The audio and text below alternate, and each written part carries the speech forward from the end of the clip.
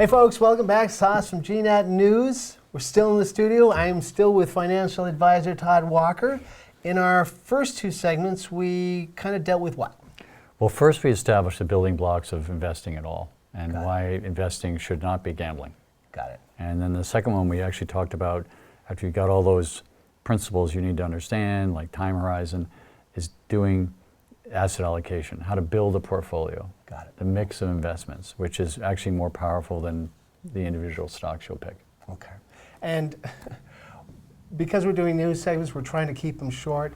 Todd's been great. He's covered as much as he could in the time I allow this poor guy. So have mercy on him. Yeah. In this segment, we've got a list of things. What's going on there? Well, this one, the first two was pretty basic, but it's amazing to me that our clients, they don't really understand some of the things I wanted to get across to them, like don't, stay the course, don't drop out investing because it all looks horrible. But one line I use is that good news can break out any time. Right. So you got to be ready, for the other side. It's always doom and gloom from the press, but you got to be ready for when it goes up. So it was pretty basic. So I wanted to give like a few. I think some people may be looking for a few more tips. I'm not going to talk about actual stocks. I can't do that legally. Right.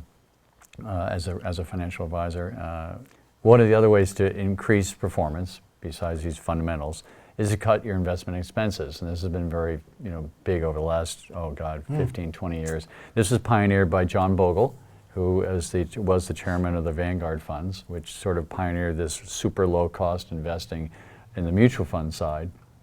But now it's spread out pretty much throughout the industry. There's just a lot of concern about getting expenses, the actual expense of investing, cost of fees, right.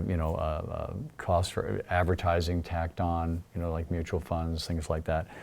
So it's important to pay attention to that. Again, we don't have much time, but you want to watch out that your mutual funds you're using have got low expenses. One benefit of using a financial advisor is they're usually able to get institutional class of mutual funds, which got the lowest expense rates. The trading costs, whatever it is, you want to lower your expenses. That's sort of where index funds That's where index live. funds come in. But you're going to, but the other thing, and we'll get into this when we talk about financial advisors and hiring a financial advisor if you want, is you can't, they got to be paid somehow. Yeah. And if you really want to cut everything to the bone, then you can do it yourself. And there are many ways you could use and I'll get into that later, we can use a discount stock brokerage and all that. But if you're going to hire someone, you have to make it, you have got to pay them something. Right. You just can't give them a sheep. The second one, which is interesting, is from Warren Buffett, is the world's most famous investor. And he says his first rule is never lose money. And his second most important rule is never forget rule number one. That the most important thing is not to lose money in a stock because it's very difficult to get back. And of course you can't always do that. He's been losing money recently on various things, but you get the point. Yeah. And the reason why, which is another interesting statistic, we talked about others earlier, if your stock drops by 50%, not many people realize that you're going to have to get 100% gain to get back. Because you're going to have to double your money. So that company's going to have to do incredibly well. Yeah. So you start seeing a stock really starting to grind downhill, and you don't believe in it anymore. You don't necessarily want to wait unless you really have some really good feeling for this, and also a mutual fund or someone else who's doing performance for you, a financial advisor. But specifically about stocks, 50% down, just for an example, 30% down would be 60%. But 50% down, you have to double your money to get back, and that's got to be one heck of a success story on the way back. But then I'd have to admit I failed.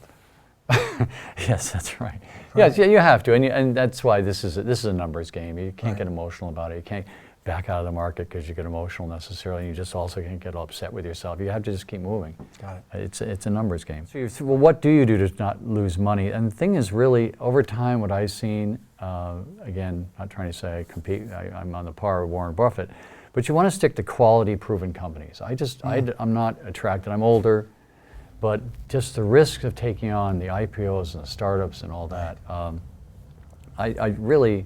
I find that if you just stick with some proven companies or proven funds with good long-term management, this is the other thing. When you invest in a company with a share We talked about innovation and why it's important to have stocks anyway, because you share an innovation that way.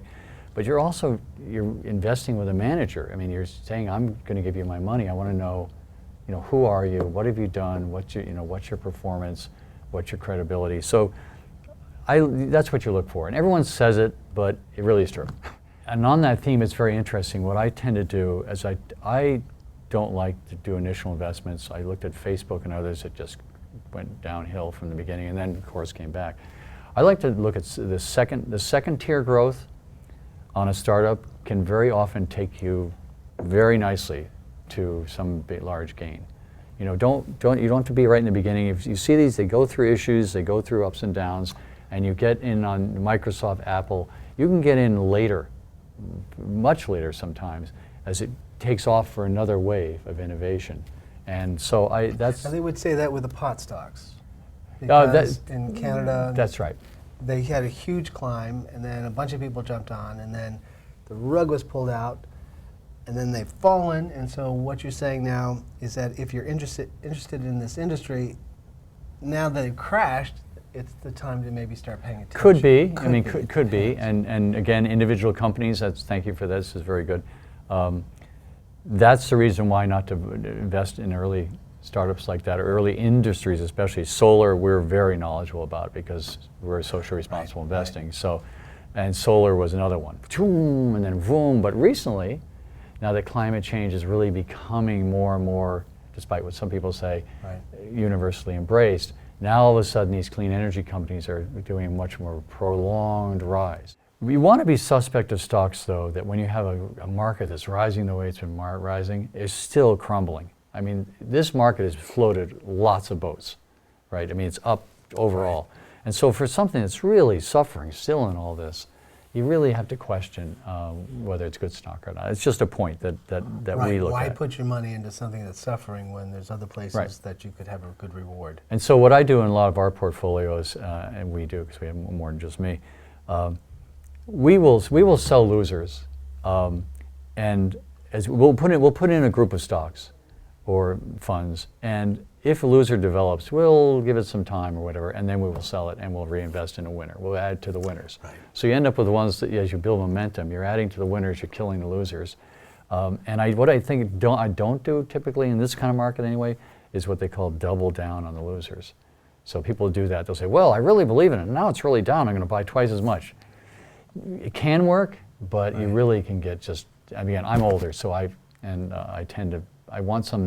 it to be reliable. I hate to lose money. And we go back to your point from an earlier segment about time. If now you're watching this loser and hoping, and you sit there watching it for the next 10 years, you've wasted valuable time because your money's been locked up in this dying thing. Good, that's right, that's a good one, yeah. So the other one is that, we talked about Warren Buffett. Someone else who pioneered something that is an effective thought is you invest in what you know and understand. This is something that goes back. Peter Lynch, being the manager of his Magellan Fund with Fidelity, became very famous because he said, I'm going to invest in things that I just get and find those that are undervalued or have great prospects.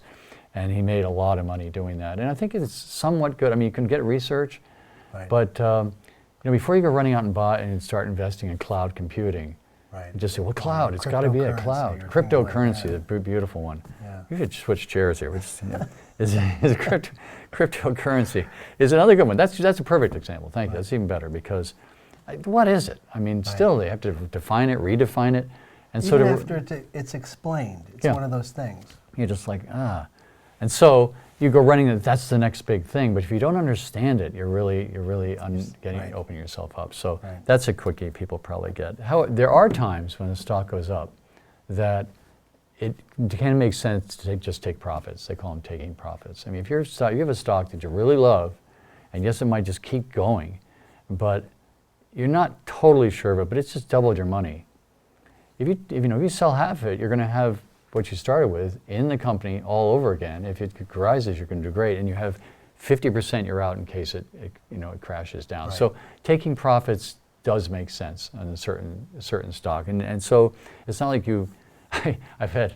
I've done that with clients. Also, you have to rebalance portfolios, which because the asset allocation starts getting out of whack, because stocks tend to grow faster than bonds. So you'll find a portfolio that originally was 60-40 stock will now suddenly be 70-30 because the equities are supposed to grow faster. They do. Apple, you have 50% Apple and 50% bonds. After a while, Apple keeps growing, bonds stay where they are. It'll be 60% Apple. Got it. Okay. You got to get rid of some. So I've been involved in rebalancing, and I've had some clients say, well, why are we selling that one? That's my best one. I always love that. That's my best one. And so it's hard because you're like, yeah, it's always worked. But that's what they talk about at cocktail parties. What? That oh yeah, the best. one. Yeah, that's my best. No, so got nothing. So you say, yeah, I know it's your best one, but it could become your worst one, and we don't know. We have to rebalance. And just piggybacking off of that, of taking profits and just not being greedy.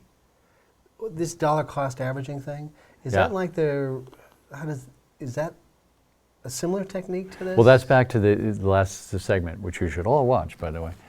It's a callback. It was about the automatic investing. So you invest over time, and not only do you, we were talking about the fact that it's a discipline. So you want to make sure if you do automatic, you start taking out of your salary with your employer plan, or you take it out of the bank for your taxable accounts. It just makes you invest. Which could mean, by definition, some days you're buying it high, some days you're buying it low. And that's the dollar cost averaging. So you get that benefit too from automatic investing. I didn't want to get too many things, but that's good. But I hear it. No, it's good. Dollar cost averaging, very good. That's because if you don't, yeah, I got you. It's irregular because you don't know, and so you get an average that way. Right. So I have two left that one seems like ridiculously trite, but I've seen it happen. Invest your inheritances before you spend them. This is what happens so often. People get an inheritance, $300,000 or $400,000, whatever, or less or more, and they put it in the bank, and they say, "Well, we'll get to it. We'll invest it." Meanwhile, they're going, "Well, but we want that, and now we want this, and we want that," and before you know it, it's gone. It can be chewed up. Reminds me of those lottery winners. Yeah, lottery is a perfect example. Yeah, that's right. That's why lottery people are doing better and better because they hire advisors who specialize in this. Right. And sports players are right. they get this big contract and they're 25, and they get the boat and the house, and pretty soon it's gone. So you want to, I should change that. Invest your windfalls before you lose them, not just inheritances, because and make sure some is packed away somewhere. And another thing an advisor does, not pitching advisors, but they do have their value, is that they tend to remind people about that. And I've been in situations where obviously it's the client's money, and we don't sit there and go, "No, you can't have it. It's in our portfolio. You can't have your money back." You've got to do what I say, Sorry, or else. that's it. Right. But you kind of say, "Well, maybe you might want to get a home equity loan.